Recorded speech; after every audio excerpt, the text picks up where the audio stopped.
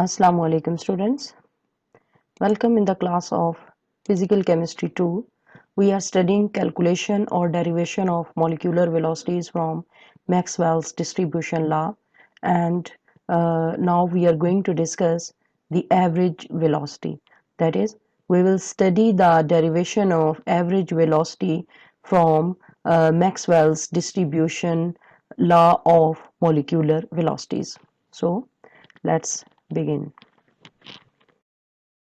So what is the average velocity? The average velocity of molecules of a gas is defined as the sum of all velocities of all molecules divided by the total number of molecules of the gas. ठीक है, यानी average velocity क्या है? Average velocity है sum of all velocities of all molecules. ठीक है, यानी तमाम molecules की जितनी भी किस्म की velocities हैं उनके मजमूए को जब हम total number of molecules of the gas पे divide कर दें तो हमारे पास ये average velocity आ जाती है. ठीक है, average velocity को हम mathematically C bar से represent करते हैं. So if we have for example n number of molecules and the velocities of these molecules are represented by, for example, the velocity of one molecule, this will be represented by C1, the velocity of number 2 molecule, this will be represented by C2, and so on. So the sum of all the velocities of all molecules, this will be C1 plus C2 plus C3 plus so on plus Cn and divided by total number of molecules. ठीक है, अच्छा, अब हम इसको क्या कर सकते हैं? हम इसको इस तरह से भी रिप्रेजेंट कर सकते हैं कि sum of all the velocities of all molecules, इसको हम समेशन सी आई से रिप्रेजेंट कर दें और फिर इसको ये देखें डिवाइडेड बाय एन कर दें. ठीक है, तो ये इक्वेशन जो है इसको हम इस तरह से भी रीराइट कर सकते हैं. C bar is equal to 1/n summation integration of the velocities. Integration की जो लोअर लिमिट है वो क्या है? 0, यानी the velocity of the where the velocity of one of और द मॉलिक्यूल और so many molecule for example is 0 and ranging to infinity. तो इंटीग्रेशन की ये लोअर लिमिट है और ये अपर लिमिट है. ठीक है, और क्या कर सकते हैं? इसको रिप्रेजेंट कर सकते हैं सी डी एन सी. ठीक है, तो या फिर इसको हम किस तरह से रिप्रेजेंट कर सकते हैं? एक और इसकी फॉर्म है integration 0 to infinity C D N C divided by N. Right, यानी हम इसको फिर इकट्ठा कर देंगे. ये वाला n जो बाहर है वो भी इसके नीचे जो है, क्योंकि ये नीचे ही एक्चुअली ये डिनोमिनेटर में है तो हम इसको ये नीचे भी लिख सकते हैं. So these are different forms in which we can mathematically represent the average velocity. अब डीएनसी क्या चीज है? ठीक है, एन तो है ना total number of molecules present in the container and dNc is the number of molecules having velocity C. ठीक है, डीएनसी क्या है? Number of molecules having velocity C. The summation of different velocities is replaced by the integration. तो ये जो summation है, ठीक है, इसको हमने यहाँ पर ये इंटीग्रेशन से रिप्लेस कर दिया है. Since all types of velocities ranging from 0 to infinity are involve, because in this case ये जो नंबर ऑफ मॉलिक्यूल्स है पोजेसिंग वेलोसिटी सी, इसमें तमाम तरह के मॉलिक्यूल्स इन्वॉल्व हैं. ठीक है, that is the molecules having velocities ranging from 0 to infinity. Right, अच्छा जी, अब हमने क्या करना है कि हमने ये जो एवरेज वेलोसिटी है this comes out to be 8 RT divided by pi m under root. ठीक है, और अगर हम यहाँ पर 8 और 8 को पाई से डिवाइड करके उसका अंडर रूट ले लें तो ये 1.59 के इक्वल आ जाता है. ठीक है, into RT divided bye molecular mass of the gas. ठीक है, अब क्या करना है कि एवरेज वेलोसिटी जो है ये इस फैक्टर के इक्वल आ जाती है और ये फैक्टर जो है ये हम किस तरह से डिटरमिन करेंगे कि यहाँ पर हमारे पास इसको मैंने इक्वेशन नंबर 2 से डिनोट किया है और इसको मैंने इक्वेशन नंबर 1 से डिनोट किया है. अब हमने करना क्या है? We will substitute the value of DNC divided by N from equation 2 in equation 1.42 to reach equation 1. ठीक है। तो ये वाली इक्वेशन क्या है, इक्वेशन 2, ये हमें Maxwell distribution law of velocity से ये वाली इक्वेशन मिली है। ठीक है, तो हमने करना क्या है कि इस इक्वेशन नंबर 2 में से ये D N C divided by जो एन की वैल्यू है विच इज दिस वन, इसको हमने इस इक्वेशन में पुट कर देना है यहाँ पर, D N C divided by N. ठीक है, और जब हम इसको यहाँ पर सब्सटीट्यूट कर देंगे तो और डिफरेंट मैथमेटिकल स्टेप्स और इंटीग्रेशन जो है वो परफॉर्म करेंगे तो हमारे पास सी बार की ये वाली वैल्यू आ जाएगी। राइट तो यहाँ पर ये देखें, आपकी आसानी के लिए मैंने ये इक्वेशन नंबर 1.42 को दोबारा से लिख दिया है।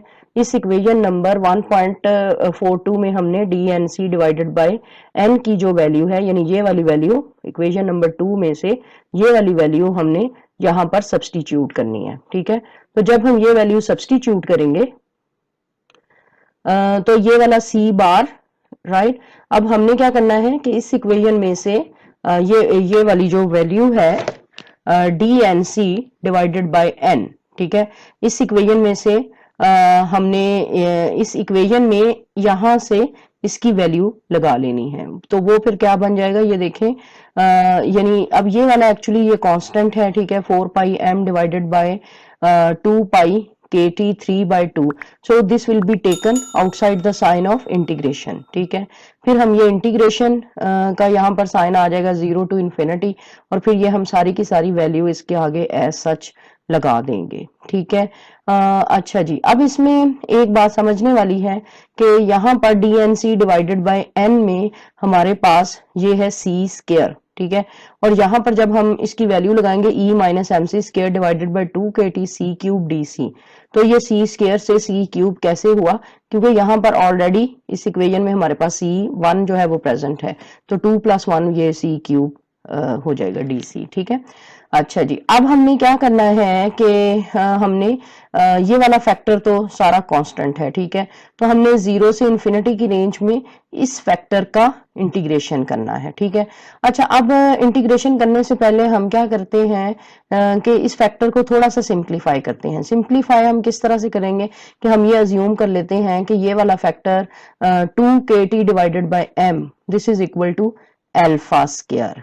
ठीक है, अब देखें ये अल्फा स्क्वायर जो है वैसे ओरिजिनली यहाँ पे जो फैक्टर है ना वो है m डिवाइडेड बाय 2kt। ठीक है, और लेकिन जो हम अल्फा स्क्वायर के बराबर ले रहे हैं वो 2kt डिवाइडेड बाय m है, तो इसलिए यहाँ पर जब हम m डिवाइडेड बाय 2kt की जगह ये अल्फा स्क्वायर सब्सटीट्यूट करेंगे तो अल्फा जो है वो डिनोमिनेटर में आएगा। ठीक है, तो ये हो जाएगा e raise to power minus C square divided by alpha square, और फिर आगे ये सी क्यूब डी सी। ठीक है, अब ये आपने ये वाली चीज याद करनी है क्योंकि ये तो बहुत बड़ा एक मैथमेटिकल प्रॉब्लम बन जाएगा अगर हम इसका इंटीग्रेशन लेंगे।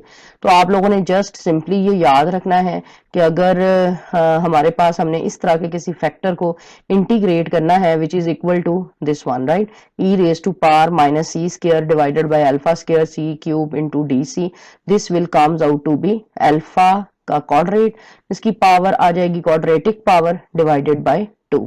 तो सिंपली जो है फिर हमने जब इस फैक्टर का इंटीग्रेशन करेंगे ये कॉमन के बाद यहाँ पे आ जाएगा अल्फा की पावर 4 डिवाइडेड बाय 2। ठीक है, अच्छा जी, फिर हमने क्या करना है कि हमने इस फैक्टर को सॉल्व कर लेना है। राइट, सॉल्व किस तरह से करेंगे, इसको जब हम इससे मल्टीप्लाई करेंगे ये ऊपर 4 पाई आ जाएगा। ठीक है, और नीचे जो है अल्फा स्केयर को जब इस एक्सपोनेंट के साथ हम सॉल्व करेंगे तो ये आपको पता होगा, ये सिंपल सा मैथमेटिकल स्टेप है। एक्सपोनेंट्स ये पावर जो है इस एक्सपोनेंट से मल्टीप्लाई हो जाएगी, तो ये आ जाएगा अल्फा की पावर 2 मल्टीप्लाइड बाय 3/2, तो ये और 2 और ये 2 ये कैंसल्ड आउट हो जाएगा और अल्फा क्यूब आ जाएगा। ठीक है, अच्छा जी, और पाई जो है इसके साथ सिंपली 3/2 जो है वो आ जाएगा multiplied by alpha 4 divided by 2। अच्छा, आगे जो है जब आप इसको मैथमेटिकली मजीद सॉल्व करेंगे तो this comes out to be 2 alpha divided by pi, और ये आपका होमवर्क है, ये आप लोगों ने खुद करना है कि किस तरह से जब आप इसको मैथमेटिकली सॉल्व करेंगे तो ये 2 अल्फा डिवाइडेड बाय पाई के बराबर आ जाए। ओके, तो देखें ये वाला जो एक्सप्रेशन है कि C bar is equal to 4 pi alpha cube pi 3/2 into alpha 4 divided by 2, ठीक है। तो this comes out to be 2 alpha divided by pi under root. ये मैंने पिछले पेज से ले लिया है आप लोगों की आसानी के लिए, ठीक है। अब हमने क्या करना है कि यहाँ पर हमने अल्फा की वैल्यू जो है वो लगानी है। अच्छा जी, अल्फा की वैल्यू जो है वो हम किस तरह से कैलकुलेट करेंगे? हमने अल्फा स्क्वायर को बराबर किया था 2kt डिवाइडेड बाय m के, ठीक है। तो अब अल्फा स्क्वायर को हमें सिंपली अल्फा की वैल्यू चाहिए, तो हम दोनों साइड पे इनका अंडर रूट ले लेंगे। जब हम दोनों साइड पे अंडर रूट लेंगे तो ये वाला स्क्वायर इस अंडर रूट से कैंसल्ड आउट हो जाएगा और ये बराबर आ जाएगा alpha is equal to 2kt divided by m under root, ठीक है। तो यहाँ पर जब हम ये अल्फा की वैल्यू लगाएंगे, this will comes out to be c bar is equal to 2 into 2kt divided by pi m under root, ठीक है। and this will comes out to be 8kt divided by pi m under root। अब under root के नीचे ये 8 कैसे आया, ठीक है। देखें यहाँ पर से देखें ये 2 खत्म हो गया है। जो सिंपल 2 होता है वो अंडर रूट ऑफ 4 के बराबर होता है, ठीक है। तो अंडर रूट ऑफ 4 है और ये हमारे पास अंडर रूट ऑफ 2 है।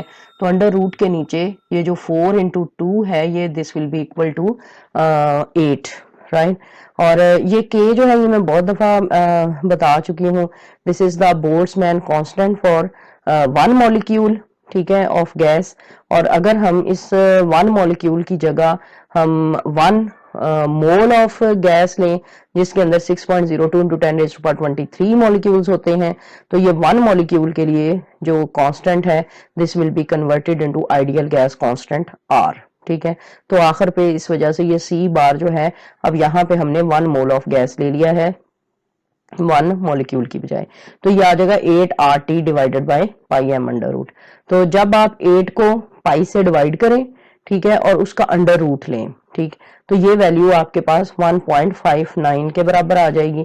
उसको हम अंडर रूट से बाहर लिख देंगे, ठीक है, और डिवाइड इनटू आ जाएगा RT divided bye molecular mass of the gas. So this was the expression for the average velocity जिसके मुतालिक हमने स्लाइड 1 में बात की थी। तो इस तरह से हमने एवरेज वेलोसिटी को डिड्यूस कर लिया फ्रॉम मैक्सवेल्स डिस्ट्रीब्यूशन इक्वेशन, ठीक है। अच्छा जी, पिछले लेक्चर में हमने मोस्ट प्रोबेबल वेलोसिटी को डिड्यूस किया था फ्रॉम मैक्सवेल डिस्ट्रीब्यूशन इक्वेशन। इस लेक्चर में हमने एवरेज वेलोसिटी को डिड्यूस किया है और नेक्स्ट लेक्चर में हम the last one root mean square velocity को डिड्यूस करेंगे। ओके, अल्लाह हाफिज।